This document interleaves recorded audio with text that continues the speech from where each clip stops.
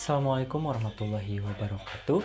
Di sini kita dari kelompok 6 akan mempresentasikan tentang sistem operasi untuk memenuhi tugas evaluasi tengah semester mata kuliah sistem operasi yang diampu oleh Bapak Muhammad Nur Fitriadi Eskom Mkom.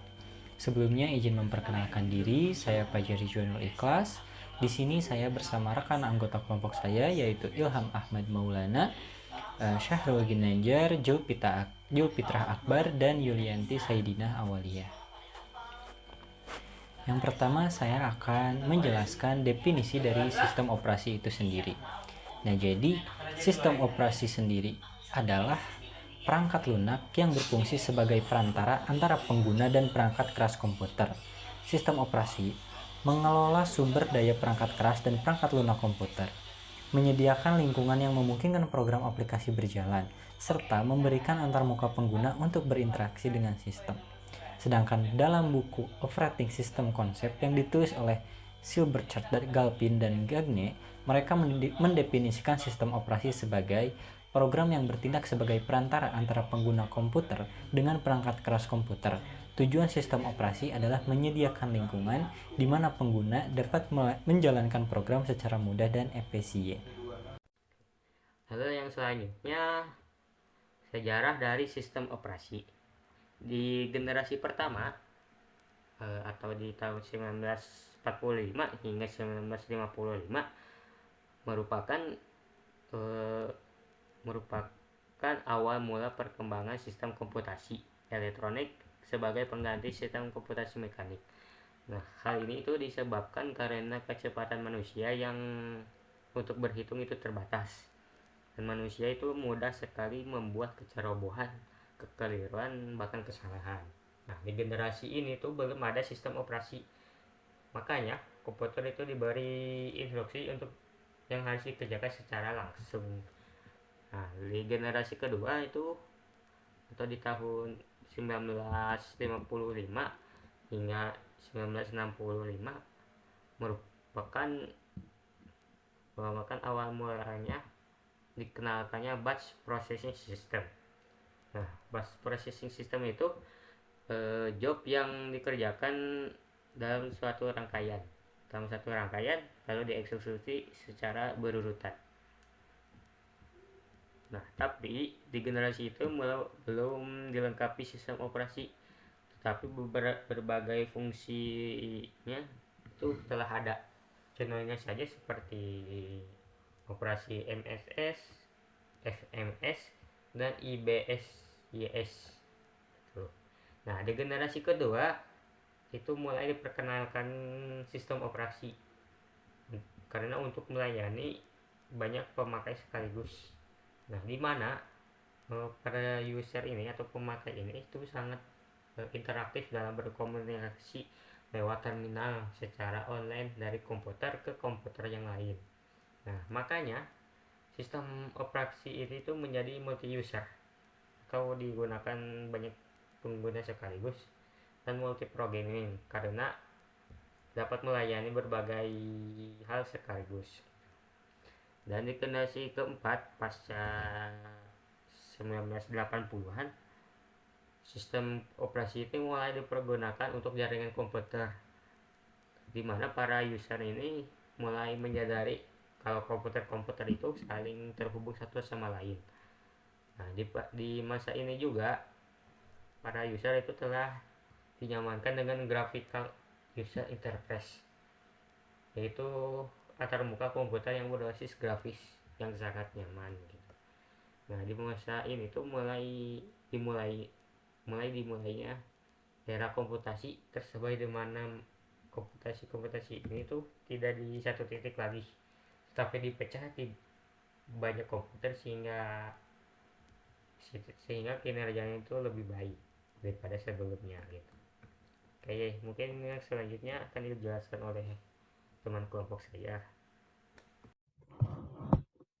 Halo, perkenalkan nama saya Ilham Ahmad Maulana.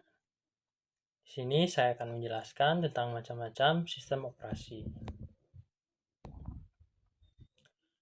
Macam-macam sistem operasi. Yang pertama adalah DOS. Sistem operasi DOS adalah Disk Operating System, merupakan salah satu software yang termasuk dalam golongan sistem operasi.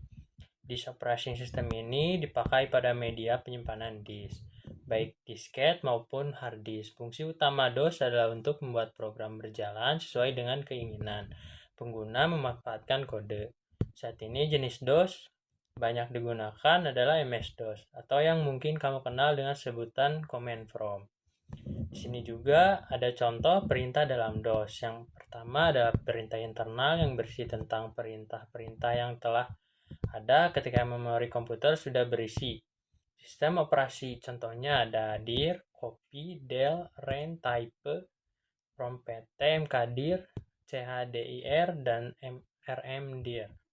Beberapa produk DOS sampai saat ini adalah yang pertama ada DOS 1.0, DOS 1.2, dan seterusnya sampai DOS 6. Yang kedua ada Windows. Sistem operasi Windows pertama kali diperkenalkan pada tahun 1985.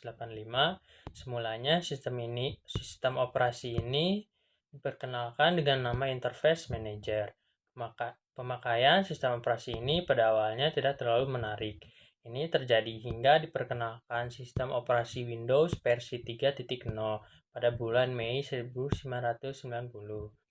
Di sini juga ada keunggulan Windows. Tampilan grafik yang lebih menarik karena berbasiskan Graphic User Interface atau GUI.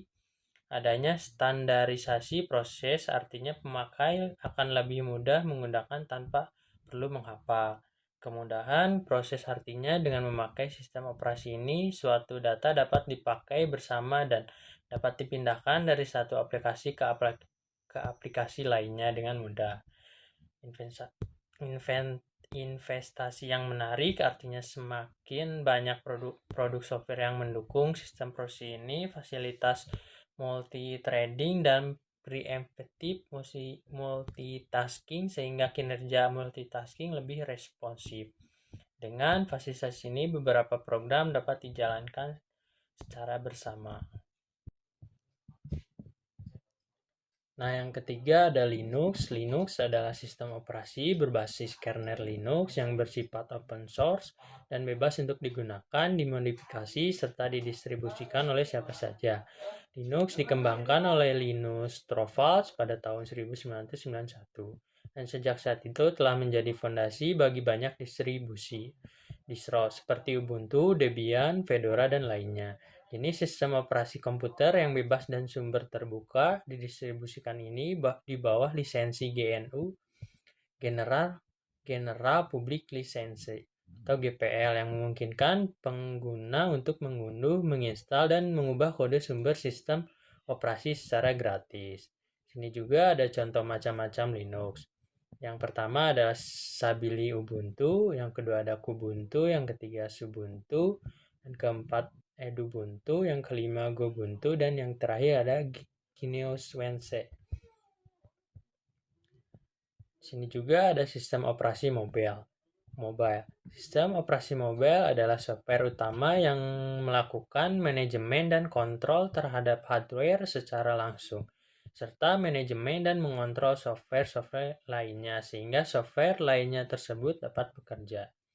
Sistem operasi ini akan bertanggung jawab dalam mengoperasikan berbagai fungsi dan fitur yang tersedia dalam perangkat ponsel tersebut, seperti scheduling task, keyboard, web, email, text message, sinkronasi, dan aplikasi dan perangkat lainnya, dan memutar musik, kamera, dan mengontrol fitur-fitur lainnya. Nah, yang terakhir ada Macintosh atau Mac OS Operating System. Ini adalah sistem operasi OS yang dirancang oleh Apple Inc. untuk diinstal dan dioperasikan pada seri komputer Apple. macOS ini diperkenalkan pada tahun 1984 yang berbasis antarmuka pengguna grafis GUI yang sejak itu telah dirilis sebagai beberapa versi berbeda. macOS ini merupakan pesaing utama Windows di pasar operating system OS. Di sini juga ada fitur macOS meliputi ada fitur media, fitur berbasis kreativitas, fitur produktivitas, fitur komunikasi, fitur organisasi, iCloud, fitur aksibilitas, dan yang terakhir fitur kompabilitas. Bismillahirrahmanirrahim. Assalamualaikum warahmatullahi wabarakatuh. Perkenalkan, nama saya Safri Ginanjar. Saya di kelas C223. Saya di sini akan melanjutkan presentasi kelompok tentang sistem operasi. Abstraksi sistem komputer. Abstraksi sistem komputer adalah metode untuk menyederhanakan sistem yang kompleks dengan membagi komponen-komponen menjadi beberapa lapisan, dan setiap lapisan menyembunyikan detail implementasi dari lapisan bawahnya sehingga lebih mudah dipahami, dikelola. Tujuan abstraksi yang pertama adalah menyederhanakan kompleksitas, yang kedua membuat sistem lebih modular dan dipelihara, yang ketiga memungkinkan interoperabilitas antar komponen, yang keempat mendukung reusabilitas fungsi dan komponen. Lapisan abstraksi yang pertama ada perangkat keras, yaitu hardware, komponen fisik seperti CPU, RAM, dan perangkat I/O atau input output. Yang kedua firmware, yaitu jembatan antara perangkat keras dan perangkat lunak, contoh BIOS. Yang ketiga sistem operasi, mengelola perangkat keras yang menyediakan antarmuka untuk aplikasi. Yang keempat ada perangkat lunak, yaitu aplikasi, program yang digunakan untuk menyelesaikan tugas tertentu. Lapisan jaringan mengatur komunikasi perangkat antar menggunakan protokol. Yang keenam, antarmuka pengguna, lapisan tertinggi yang berinteraksi langsung dengan pengguna. Dan adapun manfaat dari abstraksi komputer yaitu meningkatkan efisiensi pengembangan, mempermudah pemeliharaan sistem, meningkatkan keamanan dengan menyembunyikan detail teknis, Dengan abstraksi, sistem komputer lebih menjadi terstruktur, fleksibel, dan dapat berkembang sesuai dengan kebutuhan. Baik, selanjutnya saya akan membahas sistem operasi dari berbagai sudut pandang, dilihat dari sudut pandang pengguna atau user, sistem komputer, dan sistem operasi. Yang pertama, dari sudut pandang pengguna atau user, sistem operasi dipandang sebagai alat untuk mempermudah pengguna komputer, tidak berurusan dengan arsitektur komputer, sebatas menggunakan command language untuk meminta layanan sistem operasi. Lalu, sudut pandang dari sistem komputer, yang dimana sistem operasi dapat dianggap sebagai alat yang menempatkan sumber daya secara efisien, ialah manajer bagi sumber daya yang menangani konflik permintaan sumber daya secara efisien dan mengatur eksekusi aplikasi dan operasi dari alat masuk atau keluar. Dan yang terakhir yaitu sudut pandang dari sistem operasi itu sendiri, yang dimana tujuan utamanya adalah membuat komputer lebih nyaman digunakan untuk menjalankan dan menyelesaikan masalah pengguna, dan tujuan lainnya ialah membuat sumber daya komputer menjadi lebih efisien. Peranan sistem operasi dalam sistem komputer ialah bertindak sebagai pemerintah dan sebagai research allocator. Sekian yang mungkin dapat kita sampaikan. Mohon maaf apabila ada kata yang kurang dimengerti. Mudah-mudahan video ini dapat bermanfaat. Wassalamualaikum warahmatullahi wabarakatuh.